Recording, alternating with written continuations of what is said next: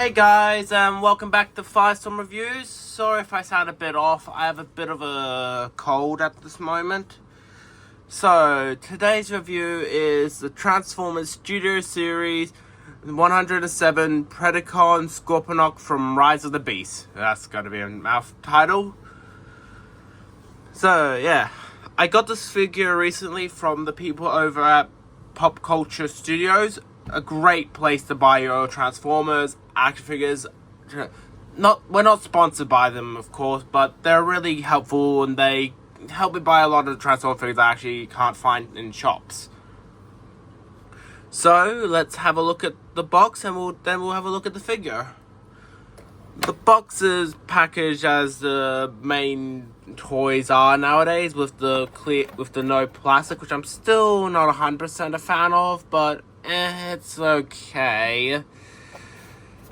We have a nice CGI image of Scorponok, which makes me wonder, could you consider this guy the first, or besides Bumblebee movie Megatron, to be a part of the concept art line? Since technically we never see its robot mode in the movie. Just food for thought. Here we have it say Predacon Scorponok and its Studio Series number. And here's a CGI render of it here with the Autobot badge. Still wish that they would have done each faction's badge for the boxes for which faction the character's from. Here we have the back side here. Yep, the back side. Some stuff here about Scorponok. Scorponok faces off against his enemies, the Maximals. And I'm assuming that's it in different languages. And here we have the other side, which probably most people will display the boxes. And here we have the top of the box. So let's get to the figure. Alright, here we have Scorponok, and he's a very tiny Beast figure. I don't have any of my Beast Wars characters on me at the moment to compare him to.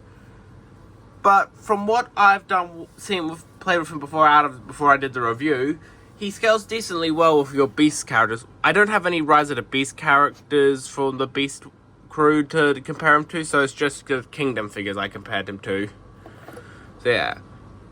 So yeah, the paint work and sculpting is really good. Perfect for the size and price for this guy. And he really does look like the figure up from the movie. So yeah, and something I did notice is its tail looks a little bit like a bird head, doesn't it? So yeah, the posability for this figure is really nice in Beast mode. His arms can move backwards and forwards like this. Have a bend at the elbow and ball sockets here. Head's on a ball socket, so it can move around like this. Back legs can kick backwards and forward, and ball socket there. Let me just move that arm there. And these move like this.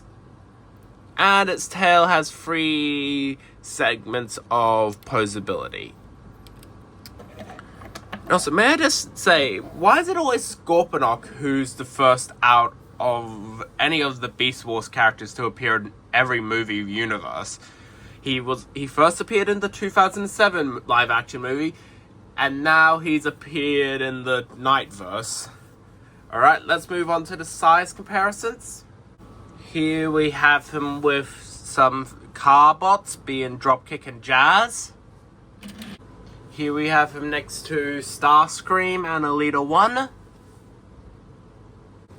And here we have him next to 2 of my other Beast-themed characters, being Black Arachnia and S8 Figure Art Spider-Gwen. And here we have him with his fellow Rise of the Beast characters, Battletrap and Scourge. So yeah, he scales quite well with other figures. So yeah, let's get into the transformation. Alright, first, this is optional because I've done it with his tail on, but you can remove his tail, and then you want to go to his underbelly, lift up his back legs like so, and then flip him around, and then extend his legs a little bit till you hear like a soft click, then continue folding them back. Take the upper two legs and fold them upwards, so they're like that. Then you take his belly here, untab it, and then take his two legs here and untab them, because right there's a little slot where those pegs would have gone into. Then you pull at his waist until it pops out like so. And then you want to focus on the legs, where you untab these here, rotate them around, tab them there, tab them there. Then you take his scorpion stingers, fold them inwards like so. Inwards like so. And try to line up his belly as you reclose his stomach. Then you unfold his arms, rotate them like so. Take his head and bring it down. And for his tail, you can either stick it back on his back or transform it like this and tab it into here. So yeah, that's his transformation. And I gotta say, his robot mode looks really cool. I wish we got to see this on the screen in the movie, because it would have made for such an awesome like mini boss fight or something, or just to make the predacon army stand out a bit better. So yeah, a very decent robot mode and all that. And let's have a look at the posability. Alright, for posability, you just first want to remove his tail, which still keeps the same articulation. We'll just put it back there.